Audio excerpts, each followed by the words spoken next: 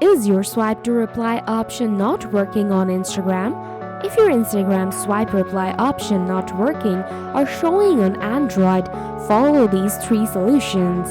So let's get started. Solution 1. Update the Instagram app.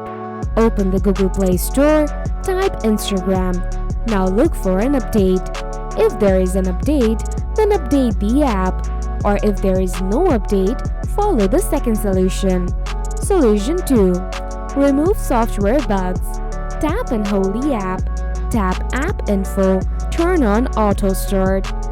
Tap Clear Data. Tap Clear All Data. Now try to log into your Instagram account and check your problem. Now if you still have a problem, follow the third solution. Install the Instagram Lite app. Open the Google Play Store. Type Instagram Lite. Install the app. Now log in with the app.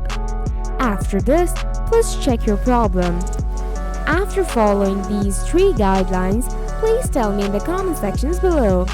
Thanks for watching.